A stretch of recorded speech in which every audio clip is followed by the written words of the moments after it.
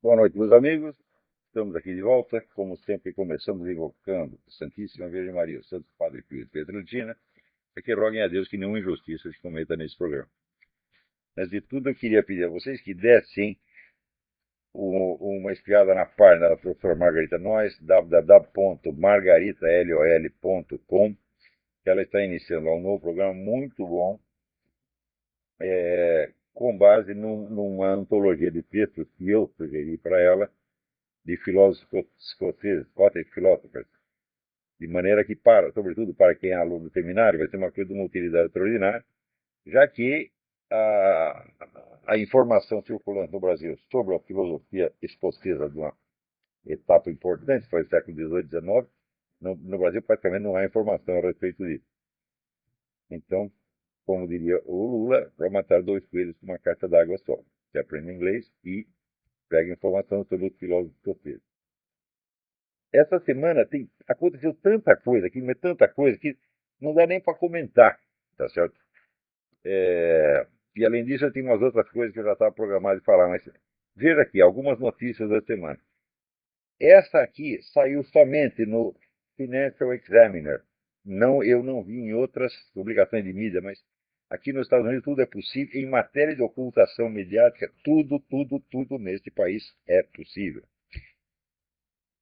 No dia 25, o último, o presidente Joe Barack Hussein Obama é, avisou ao presidente do Senado que ele estava decretando emergência nacional, né, é, e encampando provisoriamente as propriedades da Federação Russa aqui nos Estados Unidos que tenham algo a ver com energia atômica, enriquecimento de urânio, etc. Isso aí é uma coisa de uma gravidade extrema. Quer dizer, primeiro, um estado de emergência nacional, que a gente não sabe até quando vai durar, né, permite ao presidente tomar qualquer outra medida a partir do momento que ele queira e o Congresso não vai nem poder dar um fio. Então a coisa em si já é grave. No que diz respeito às relações com a União Soviética,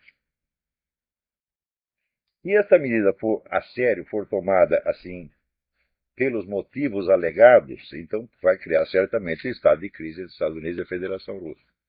Mas parece que não é bem isso.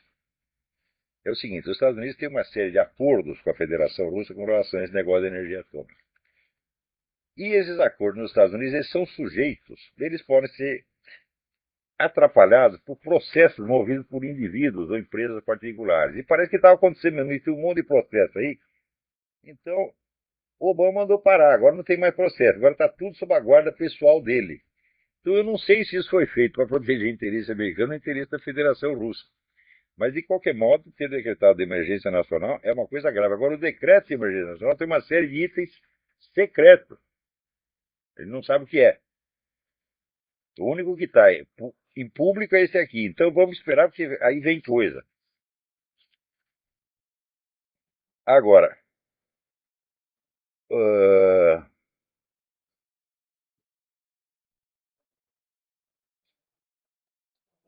aquele seu Holder, que é o ministro da Justiça aqui, secretário da Justiça, ele confessou, ele interrogado pelo senador Charles Grassley, que é um sujeito muito sério, né? E me parece bastante honesto, ele confessou o seguinte, que nesse negócio da ordem executiva, Executive Order, dado pelo Obama, que impede o acesso aos documentos da operação Fast and Furious, foram então suprimidos importantíssimos e-mails, né? De maneira que o cara está confessando, olha, nós escondemos as provas mesmo. E foda-se vocês, tá, né? É um caso inédito na história. Outra coisa incrível que aconteceu é o seguinte, né? A diretoria do Partido Democrata soltou aí uma declaração dizendo que, olha, se o Obama não é cidadão nativo, foda-se. É assim e vai ficar assim mesmo. Quer dizer, estão praticamente confessando que o cara não tem documento. Eles dizem, não tem, e quer saber? Vai ficar assim mesmo. Então, Quer dizer que todo esse imenso esforço feito para provar que o Obama nasceu no Havaí, né? Ou pelo menos para pular fora dos pedidos de uma investigação, agora finalmente os caras confessaram, né, o que eles vieram. Falaram, olha, nós sabemos que nós estamos mentindo mesmo, né? E quer saber? A verdade que se dane. Outra confissão. Olha, tudo isso essa semana, gente. É um negócio assim, absolutamente incrível, incrível. Você, no Brasil, as notícias chegam 30 anos de atraso e as pessoas sempre podem alegar ignorância, né? Quando o cara não sabe de alguma coisa, diz, eu não sei nada disso, portanto não aconteceu, é teoria da conspiração, etc. O famoso argumentum ad ignorantiam, que já era registrado pelos antigos retóricos, está lá na retórica de Quintiliano, né? Desde o século I a.C., e os caras que no Brasil continuam usando, né? Então, quando eles falam esse negócio de governo mundial, ainda tem gente no Brasil que diz, não, isso é teoria da conspiração.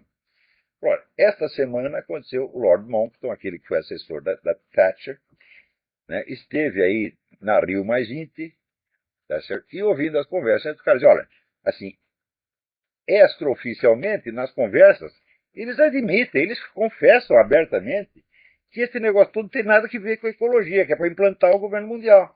Saiu no World Neteiro essa semana, uma entrevista importantíssima do Lord Monckton. Agora, o pior não é isto. O pior é o seguinte, o diretor da seção de imigração da União Europeia, o Peter Sutherland, deu uma entrevista dizendo o seguinte, as nações europeias elas têm que desistir da sua homogeneidade.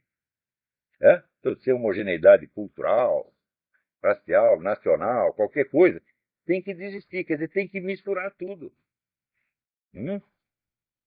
Quer dizer, note bem, se as nações se tornam heterogêneas, tá certo? Então, tanto faz. Você está lá na Inglaterra, tanto faz você ser um súdito da rainha ou você ter vindo da Turquia, é tudo a mesma coisa, tem todos os mesmos direitos. Não?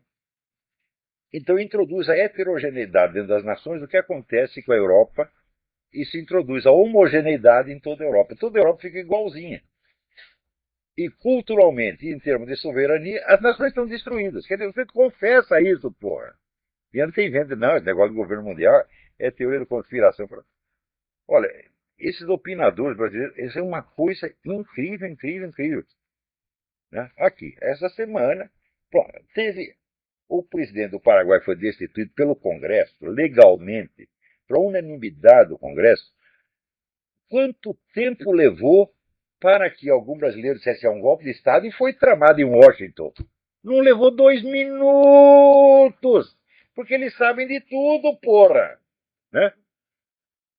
Eu estou até hoje esperando a prova de que o golpe de 1964 começou em Washington, porque eles, como prova, sabe o que eles divulgam? Eles divulgam um telefonema do embaixador Lincoln Gordon para o presidente Lyndon Johnson no dia 31 de março. O cara, o telefone para o presidente falou, seu presidente, os caras botaram aqui o tanque na rua, o que eu faço? Ou seja, ele não foi totalmente surpreendido, mas ele está entrando na história naquele momento. Né? Então, essa prova de que os americanos, não, até 31 de março, não tinham feito nada, de que os militares agiram sem notificar a eles o que iam fazer e quando iam fazer, eles usam essa prova como se fosse a prova de que o golpe começou em Washington. Pô.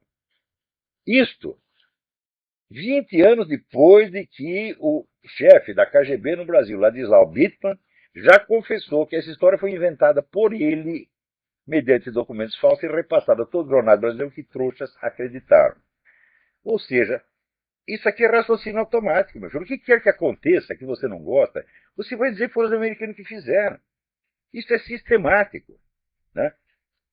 Agora, essa propaganda soviética, que ela continua ativa até hoje, essa semana saiu, esse mês saiu o livro do Konstantin Preobrazhensky, mostrando que, sob o nome de FSB, a KGB continua ativa, está mais ativa do que nunca nos Estados Unidos, e agora descobriu um outro instrumento, um outro canal. É a Igreja Ortodoxa Russa no exterior. Ó, ele diz que praticamente tudo quanto é bispo, não falou todos, mas todos os bispos da Igreja Russa Ortodoxa no exterior são todos agentes da KGB, ou FSB, como queiram chamar. Né? Então, cuidado com isso, né? Então, olha, teve a destituição do Lula, no dia seguinte saiu um artigo, quem mais poderia ser? O Mauro Santayana, pô. Eu já falei para vocês, o Mauro Santayana não é um jornalista, é um agente de influência. Ele segue, vamos dizer, a orientação estrita da KGB. É? Então, se ele trabalha profissionalmente para ele, ou se ele trabalha gratuitamente, eu não sei. Tá certo? Mas o que quer que seja de interesse da KGB divulgar, no dia seguinte está lá, no artigo do Mauro Santana. Então, como Vladislau Bittman disse que em 1964, em abril de 1974, a KGB tinha quase uma centena de jornalistas na sua folha de pagamento, nada se vai compreender da história do Brasil enquanto não se tiver os nomes desses caras. E a pergunta, seu Mauro Santana, o seu nome estava lá? Hã? Eu, sinceramente, acho que estava. Não tenho prova, não estou te acusando de nada, mas que isso tem que ser investigado, tem. Quer dizer, você quer, Mauro Santana, você vive falando em transparência, verdade, etc. Vamos abrir lá os arquivos de Moscou? Por falar nisso, essa semana também o movimento do Sem Terra foi lá invadir uma fazenda, ele está buscando cadáveres ocultados pelo regime militar. Foi destruir a fazenda, machucaram 12 pessoas, destruíram um monte de coisa. Quer dizer, pode tudo em nome desse negócio dos cadáveres, dos cadáveres. Só que tem o seguinte problema. Né? O número de brasileiros que fugiu para Cuba durante o regime militar é muito grande. Nem todos são publicamente conhecidos. Havia uma intensa movimentação de caras clandestinos. E nós sabemos que a maior parte das pessoas que foram mortas pelo regime Fidel Castro eram militantes da Revolução. Quantos brasileiros tem lá no meio? Quantos estão lá enterrados em Cuba? E o pessoal fica fazendo esse forrobodó para... Ah, queremos os cadáveres aqui. Vamos fazer investigação em Cuba? Você não quer a verdade, ô seu puto? Esta semana saiu, então, a declaração da dona Marilena Chauí, falando de uma amiga dela que foi morta pela, pelo regime militar. Então, criando aquela imagem sentimental ultra-humanizada daquela pessoa. Então, alguma vez, vocês já reconheceram alguma humanidade nas pessoas que vocês mataram? Hum? Não digo dos seus inimigos, seus adversários. Eu digo pessoas inocentes, como Orlando Lovec e outros que estavam. Ou as pessoas que morreram aí no atentado ao aeroporto de Guararapes. Vocês nunca disseram uma palavra para humanizar essas pessoas. Ou elas são não pessoas ou são monstros. Então, o que vocês notam? Vocês têm uma seletividade política dos sentimentos humanos. Vocês têm os sentimentos humanos conforme interessa ao seu grupo político e ao seu bolso. Então, isso é um traço inconfundivelmente psicopático dessa gente. Então, os deles são pessoas, sempre pessoas humanas, aquela imagem, né, bonita, conta detalhes da vida. Ela tinha um cachorrinho, né, ela era tão boazinha, né? E, por exemplo, o coitado do Mário Cosel Filho, nunca disseram que o cara morreu inocentemente. Ele viu um carro descendo a rua lá do quartel e bateu num poste. Ele foi lá para ajudar os caras e daí explodiu a bomba, porra. Né? Durante 30 anos, a família do Mário Cosel esperou uma indenização. Eu fui o governo, está dando uma indenização de R$ 500 por mês, que é um tapa na cara. Então, essa coisa de você não conseguir perceber os sentimentos humanos de outras pessoas que você não gosta politicamente é um traço inconfundivelmente psicopático. Né? Então, agora, humanizar os militantes, os comunistas, isso vocês fazem. Eu mesmo ajudei a fazer isso. Eu ajudei a humanizar, por exemplo, a imagem do Vladimir Herzog. Né? Quando o Vladimir Herzog foi morto, que hoje eu não sei se foi morto ou foi suicídio, agora não sei mais, não sei mais nada. Entendeu? Então fizemos um monte de reportagens mostrando que era uma bela figura humana, etc, etc. Do outro lado, nunca tem uma bela figura humana. Aliás, não tem figura humana nenhuma. Né? Tem cadáveres sem rosto e até sem nome. Então, a capacidade que vocês têm de suprimir os sentimentos humanos quando não lhe interessa politicamente é um traço inequivocamente psicopático, viu, dona Marlena? A senhora também. Tá? Então, aqui, o Mauro Santana refere, não, todos sabemos que o golpe foi um golpe no Paraguai, foi tramado pelos Estados Unidos. Todos sabemos, como sabemos? Hã? Então me mostra um documento, me mostra uma prova. Não tem merda nenhuma, porra. Tem prova de que não aconteceu isso. Mas não adianta, isso está tão arraigado na pseudocultura brasileira. Por falar em pseudocultura, né? No outro programa eu fiz uma gozação com o tal do poeta ateu, dizendo, porra, mas você diz que eu não posso ser filósofo sem diploma, como é que você é poeta sem diploma, né? De letras, tá? E ele chegou, mostrou lá um diploma, né? Esse é um puta-saco. Pô, agora você fudeu com o Olavo, porque isso aí é a força dos fatos, né? A força dos fatos é o seguinte, turma, ele vai lá e mostra um diploma de um negócio chamado Faculdade de Humanidades Pedro II, a qual foi descredenciada pelo MEC e fechou em 1998. Se eu tivesse um diploma desse, eu escondia. Eu não usava nem para limpar a bunda, para não ficar a marca do carimbo na minha bunda, né? Eu escondia, não contava para ninguém, mas ele está lá ostentando aqui, né? Aqui também está cheio de, eles chamam de diploma mills, moinho de diploma, né? Fábrica de diploma. Está cheio disso, tem uma em cada esquina. Hum? Só que isso não é uma coisa para você mostrar, porra. É uma coisa para você esconder, né? Então, mas olha o seguinte, o poeta ateu, de agora em diante, ele está autorizado a dizer o que ele quiser. Hum? O menino realmente ele não está muito bom, tá certo? Ele não tem a menor noção da realidade, não tem a menor noção de ser a poesia, está fora do mundo completamente, e ele não tem a menor ideia de que um diploma de uma faculdade que foi descredenciada, não é que ele vale ao contrário, meu filho.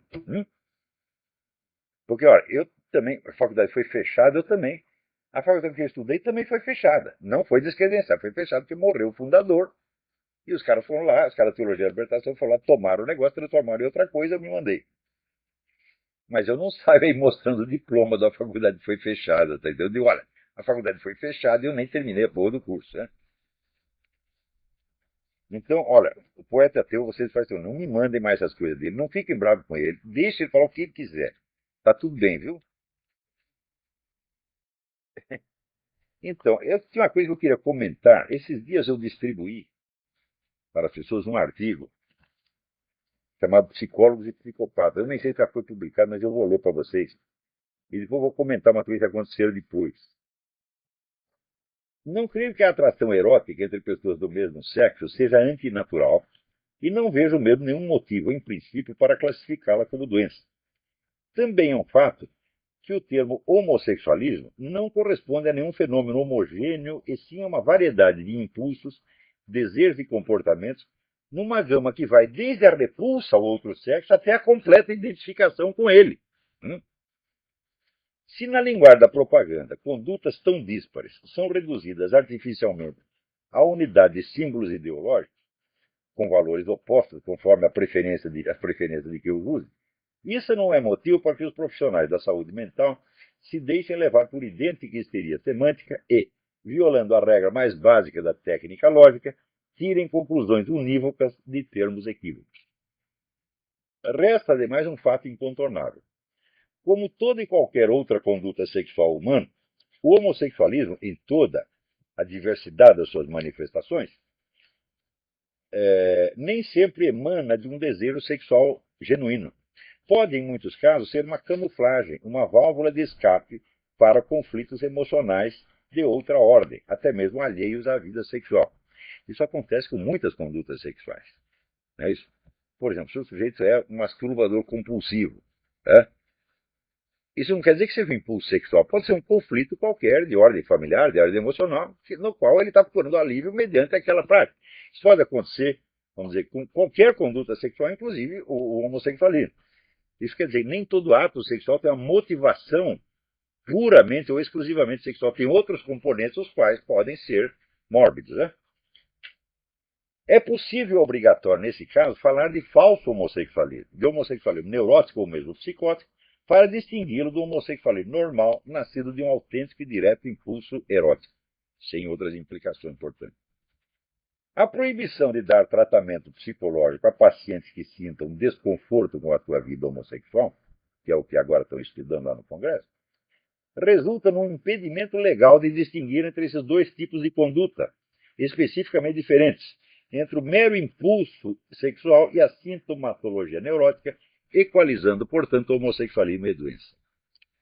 Por outro lado, essa diferença em cada caso concreto não pode ser estabelecida a priori, mas só se revela no curso da psicoterapia mesma. É previsível que, uma vez removido o conflito profundo, o interesse pela prática homossexual diminuirá ou desaparecerá nos portadores de homossexualismo neurótico, ao passo que os homossexuais normais continuarão a ser como antes. Só tem um jeito de saber, você vai lá, alivia ou cura o conflito profundo. Se o cara continua homossexual, ele é homossexual mesmo. E se ele para, quer dizer que ele era um falso homossexual, era um sintoma neurótico e não uma homossexualidade efetiva. A proibição de distingui-los resulta, portanto, em encobrir a neurose sob a carapaça da proteção legal, fazendo o Estado o guardião da doença em vez de guardião da saúde. A proposta de consagrar aquela proibição em lei revela nos seus autores a incapacidade de fazer distinções clínicas elementares. E essa incapacidade, por sua vez, nos dá a prova incontestável de uma incultura científica e de uma inépcia profissional suficientes para justificar que essas pessoas sejam excluídas da corporação dos psicólogos, mesmo que sejam membros do Conselho Nacional de Psicologia, Conselho Regional. Os caras não conseguem fazer essa distinção, né? Diz, não pode tratar, ninguém que está sentindo desconforto com a condição homossexual pode ser tratado. Eu falo, bom, como é que você vai saber se o cara é homossexual de fato, ou se é um neurótico que está usando a conduta homossexual como sintoma, como camuflagem de conflito? Você só pode saber se você estiver tratando o cara. Só que vocês proíbem isso, de tratar esses caras, então é proibido distinguir. Hã? Quer dizer, você mesmo diz, o homossexualismo é normal. Sim, ele é como toda conduta sexual. Às vezes ele é normal, mas às vezes ele é uma camuflagem de conflitos que às vezes não tem nada de sexual. Tá certo? Só que não pode fazer a distinção. Quer dizer que se você tem uma neurose e você encobre essa neurose sob uma conduta homossexual, sem você ser efetivamente homossexual, no fundo, você é obrigado a continuar. Então, essa é a proteção da doença, porra. Então, a autoridade desses indivíduos para opinar em questões de psicologia é rigorosamente nenhuma. Né? Porém, há algo de mais grave. A proposta da proibição acima mencionada veio no contexto de um movimento criado para proibir e punir como crime de homofobia toda opinião adversa à conduta homossexual, independentemente da linguagem, serena ou inflamada, polida ou impolida, racional ou irracional com que essa opinião se expressa. Pareceres científicos, juízos filosóficos e ensinamentos doutrinários das religiões são assim nivelados como delitos aos insultos mais grosseiros e às manifestações mais ostensivas de preconceito e discriminação. Com toda a evidência, nenhuma palavra contra a conduta homossexual, neurótica ou sã será permitida. Ao longo de toda a história, nenhuma outra conduta humana gozou jamais de tão vasto privilégio, de tão abrangente proteção. Nenhuma esteve jamais imunizada por lei contra a possibilidade de críticas. Não o é, por exemplo, nenhuma conduta política. Não o é nenhuma qualidade humana, por mais excelsa e respeitável. Não o é a genialidade artística ou científica, a honestidade impoluta ou mesmo a santidade. Não o é a vida pública ou privada de quem quer que seja. Não é nem mesmo a conduta usual de um casal heterossexual, frequentemente criticada como sintoma de trivialidade e falta de imaginação. Não o é, por fim, o próprio Deus, contra o qual se diz e se escreve livremente e sem medo de punição toda sorte de barbaridades. A proteção legal que se reivindica para o homossexualismo é tão claramente megalômana, tão desproporcional com os direitos de todas as demais pessoas e grupos, que resultará em fazer dessa conduta um domínio, o único domínio, separado da vida e superior a ela, intocável, inacessível às opiniões humanas.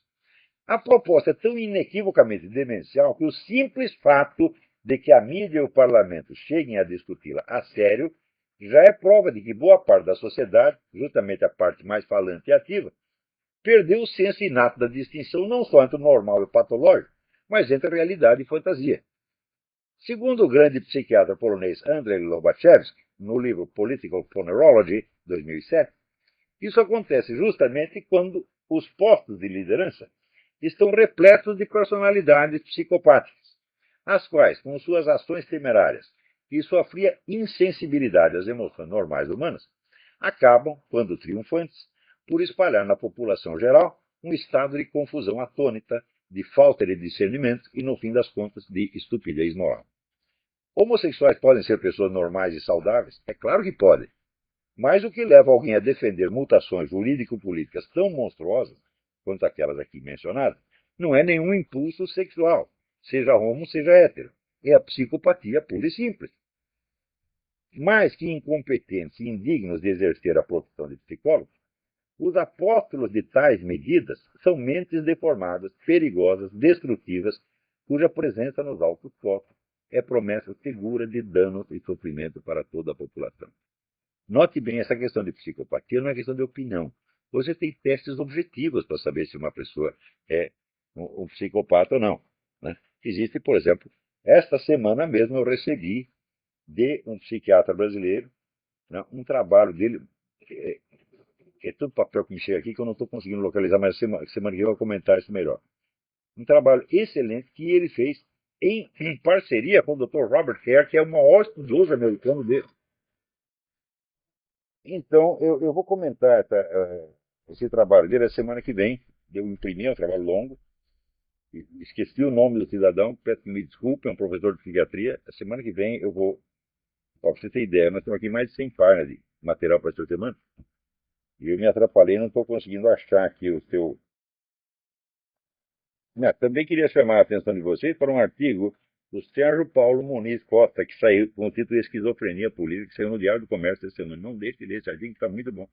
Outra coisa, saiu um artigo memorável do Luiz Nassif contra a Comissão da Verdade, dizendo exatamente a verdade sobre a Comissão da Verdade, né? O Luiz Nassif é geralmente um aliado e apoiador desse esquema petista e tal, mas ele deu uma demonstração de extrema idoneidade, honestidade e sinceridade com esse artigo. Parabéns, Luiz Nassif. Tá muito bom esse artigo.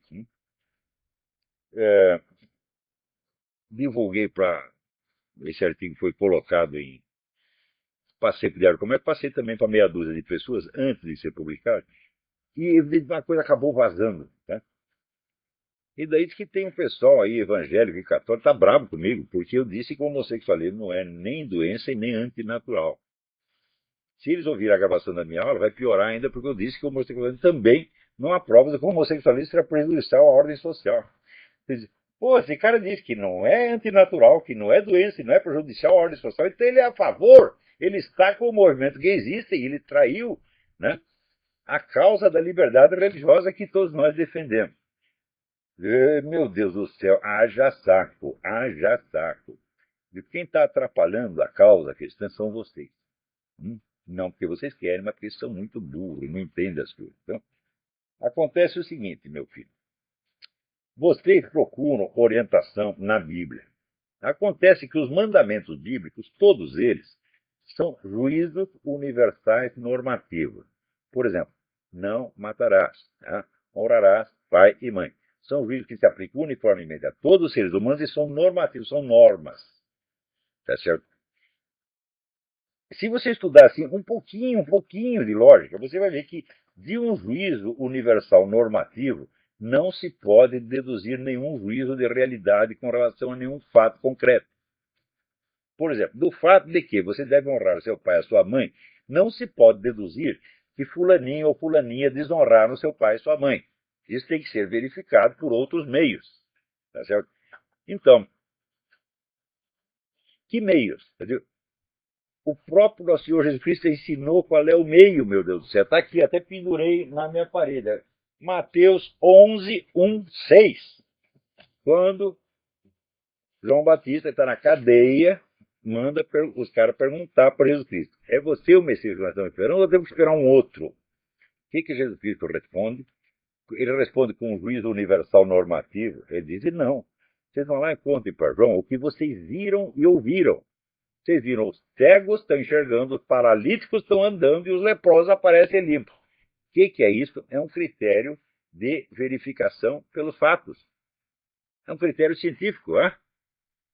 Ou seja, para julgar os fatos, você tem que usar um critério científico e não um juízo universal normativo. Então, qual é o critério de averiguação da realidade, juízo de realidade? É o bom e velho método científico.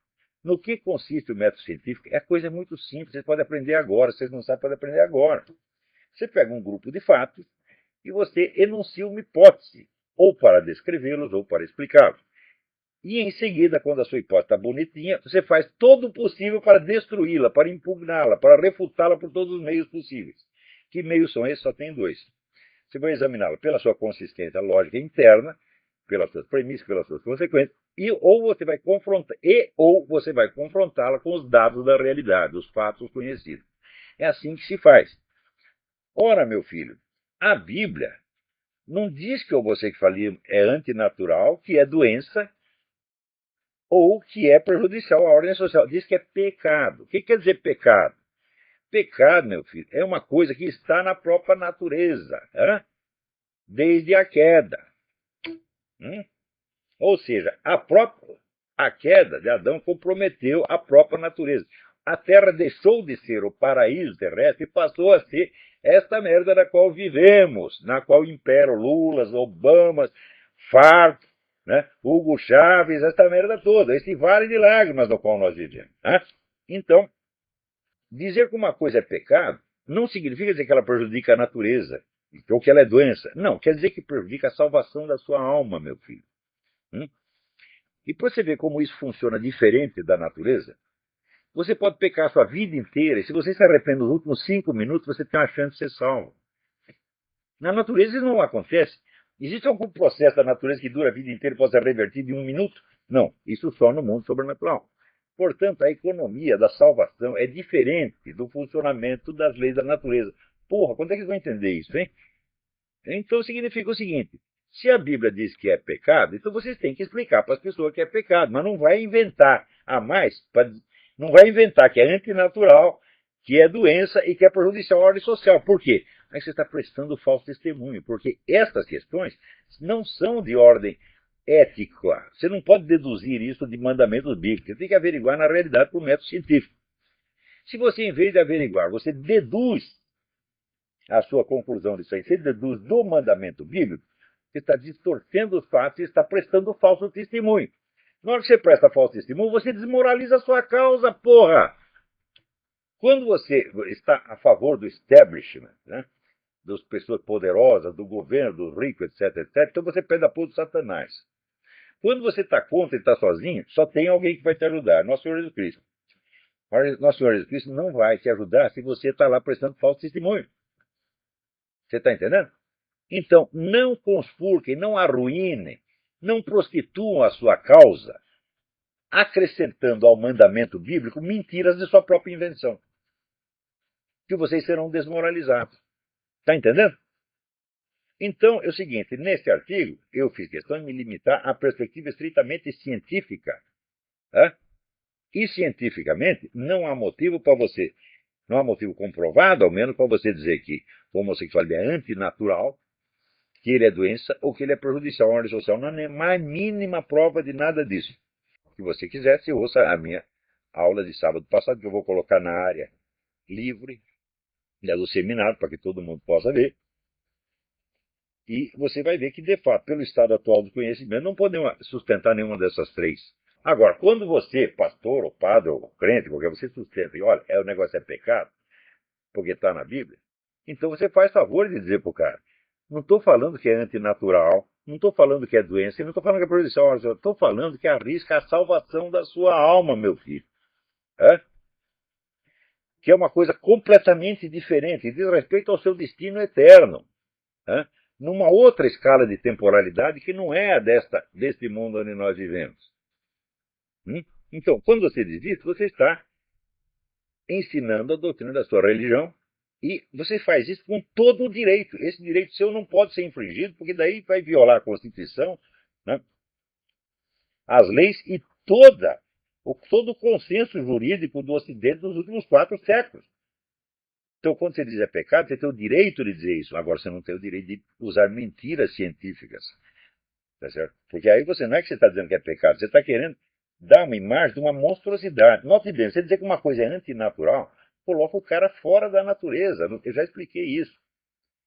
Quando Aristóteles ou os filósofos medievais falavam de natureza de um ser para eles é a finalidade última deste ser. Então, se você falava da natureza dos seres humanos, eles eram considerados na totalidade do seu destino, inclusive post-mortem, seu destino eterno. Quando a ciência moderna constituiu a noção atual de natureza, ela constituiu como a noção de um domínio separado que deve ser compreendido em si mesmo, fora e independentemente de qualquer referência ao mundo sobrenatural. Então, isso quer dizer, se um filósofo medieval diz que o homossexualismo é antinatural, ele está querendo dizer no sentido total, ou seja, natural e sobrenatural. Então, está querendo dizer, em última análise, que é pecado.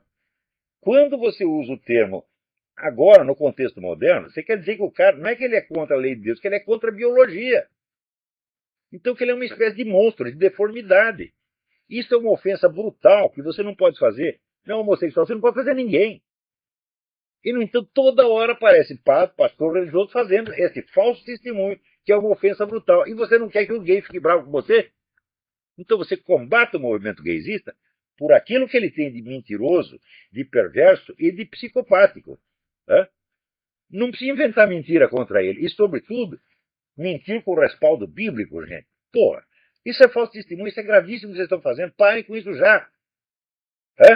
Não, digam apenas que é pecado, porque está na Bíblia. Quem diz que é pecado foi Deus, está aqui na Bíblia. Estou dizendo para você que é pecado. Portanto, se você continuar com essa porcaria até o último dia, tu vai para o inferno. Mas, note bem, o impulso que gera o pecado, ele não pode ser antinatural, meu Deus do céu. É justamente porque ele é natural que ele induz ao pecado. Porque é a natureza toda. Existe, vamos dizer, um conflito, uma defasagem entre a constituição natural, vamos dizer, material dos seres humanos e o seu destino eterno. Se não existisse esse conflito, não haveria pecado, porra. Então tem gente que argumenta, mas se o homossexualismo é natural, então o filicídio também é natural. É natural. É pecado? Claro que é pecado. Mas não tem nada de antinatural. Então, a China se pratica o filicídio. A legislação romana consagrava o direito ao filicídio. O número de civilizações que aprovaram isso é tão grande. Se fosse natural, essas civilizações seriam extintas depois de 3 semanas. Como é que uma civilização, uma cultura, pode ir contra a natureza? Não pode, porra. Tu dizer que é antinatural é um absurdo. O mundo inteiro do pecado é o mundo natural.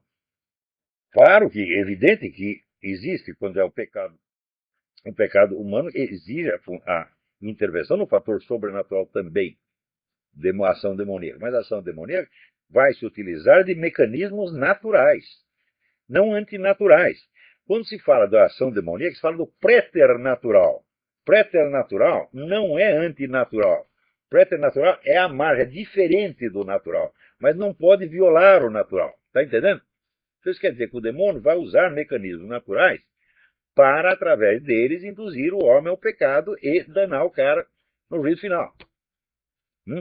O demônio não tem o poder de mudar a natureza, porra. Ele vai usar as forças naturais de uma maneira maligna. Então, dizer, o mundo da natureza é uma coisa e o mundo da moralidade, ele não é antagônico à natureza, mas ele se superpõe à natureza, porque ele diz respeito não ao funcionamento da biologia, mas ao destino eterno, que não está ao alcance, vamos dizer, do horizonte de consciência biológica. Então vocês não estão levando em conta distinções elementares que deveriam ter feito desde o início. Então, quando vocês fazem isso, vocês estão tentando defender uma verdade bíblica por meios cientificamente mentirosos. Vocês não podem fazer isso. Isso aí arruína a sua causa. Quem está lutando pelo bem, pela verdade, pela liberdade religiosa, pelo cristianismo, tem a obrigação de ser o mais honesto que ele possa. Juízos de fato, desde mandamentos, desde normas morais universais, é um erro lógico monstruoso, é uma falsidade, e implica, sobretudo, essa ofensa mortal à pessoa homossexual de dizer que ela é antinatural, que ela é uma espécie de deformidade ou coisa que ela não é. É simplesmente um ser humano como qualquer outro. Tá? Então, eu estou falando isso não é para atrapalhar. Esta argumentação que eu fiz contra este pessoal gaysista, esta é irrespondível. Eu digo, olha aqui, vocês querem proibir os psicólogos de tratar pessoas que estejam desconfortáveis com a sua homossexualidade. Então, como é que você vai saber se ele é homossexual mesmo ou se trata de uma camuflagem neurótica de outra coisa completamente diversa? Fica proibido de distinguir. Então, o cara que é neurótico é obrigado a continuar neurótico. Está entendendo? Então, é evidente que, nesse caso, não se trata de você curar a homossexualidade dele. Vocês estão falando que a homossexualidade não é ter nada de ser curado. O cara está lá, feliz com a sua homossexualidade. O que a psicologia pode fazer? Se como pastor ou como padre, você pode até dizer, olha, meu filho, isso aí que você está fazendo não é antinatural, não é anormal, não é doente, mas é um pecado e pode danar a sua vida eterna. Se você não se arrepender até o fim dos seus dias, como se você tivesse cometido adultério, seria a mesma coisa. Então, não é questão de homossexual versus hétero. A maior parte dos pecados sexuais são héteros, porque é que não sabe. Não é isso? Então, o mundo pecado é o mundo, vamos dizer, da moral sobrenatural, meu Deus do céu. Não o mundo da biologia. Né? Então vamos parar de fazer confusão e vamos. Olha, essa coisa é mortalmente séria. E esses assuntos têm que ser encarados, vamos dizer, com o máximo de idoneidade e de exigência cognitiva e intelectual possível. Senão tudo se desmoraliza. Né? Então,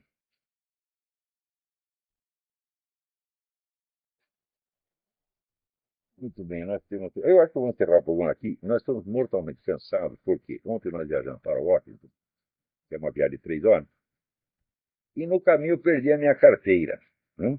Com todos os meus documentos, green card, identidade brasileira, cartão de débito, cartão de crédito, tudo. Né? Daí fica o seguinte, eu não ia poder comprar nem vender, não poder fazer compra nem pela internet, ficou uma merda total. Bom, daí alguém me recomendou, não, procura um posto de polícia, etc. Bom, daí já era 1 hora da manhã, né?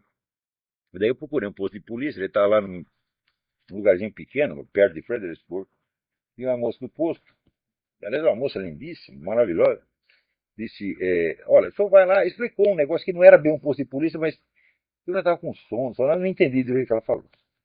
Aí encontrei lá o escritório que ela falou, também uma casinha no meio do mato, né?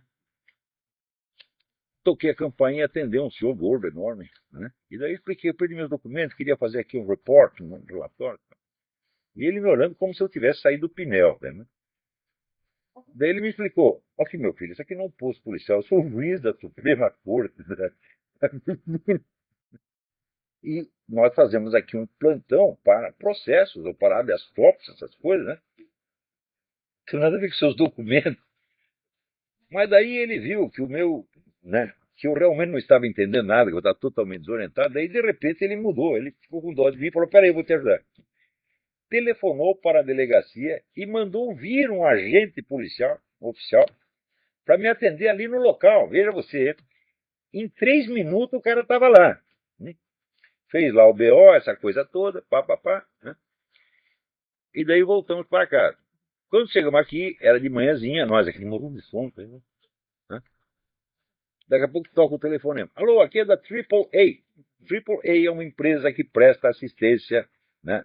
A rodoviária, fura o pneu, quebra o seu carro, né?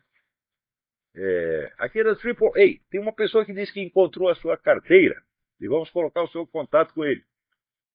Parentes, faz 2 anos que eu não pago a anuidade do AAA. Eu não tinha direito nenhum a esse serviço, mas eles tiveram a gentileza. Daí aparece um cidadão, um redneck aqui, e diz, eu achei aqui a sua carteira e eu tinha perdido na frente de um McDonald's. Eu só me encontra lá no mesmo McDonald's, eu te devolvo a carteira. Daí nós viajamos mais 2 horas, até chegar no McDonald's, né? Daí o cara me devolve a carteira e eu estava tão contente que eu fui, peguei um dos cartões, esvaziei o cartão e dei $300 para o cidadão. Ele olhou e falou, mas isso é muito. Né? Então o cara me devolveu minha carteira com todos os meus documentos, me poupou meses de exceção de Estado e achou que $300 de recompensa era muito. Né? Valia muito mais, valia 3 mil, gente. Você pensou, você bloquear cartão por cartão, seu cartão de Banco Brasileiro ia levar 3 meses o cartão chegar aqui. Enquanto isso, eu não ia poder comprar um chiclete na esquina, pô. Bom, para vocês verem a diferença, quando a Roxane foi assaltada na Colômbia, assaltada não, roubada, alguém sumiu, pô, né? Pegou a bolsa dela, tirou a carteira, levou embora. A carteira também apareceu. Né? Olha, aqui é da Embaixada do Brasil, tem uma pessoa que entregou a sua carteira. Ela foi lá, buscou a carteira, estava lá, só que a carteira estava vazia. Né? Vazia de dinheiro e tinham levado o green card, né? Mas não sei o que. Green card vale $10 mil no mercado negro. Então, é uma pequena diferença entre os Estados Unidos e a América Latina. Né? Toda vez que nós perdemos uma coisa, um amigo nosso falou, não, você conte com o espírito cristão do virginiano que eles vão devolver. Batata, de novo, está aqui o espírito cristão do cara funcionando. Então, isso é civilização, isso é educação. Isso faz uma diferença sociopolítica, sociocultural, socioeconômica monstruosa.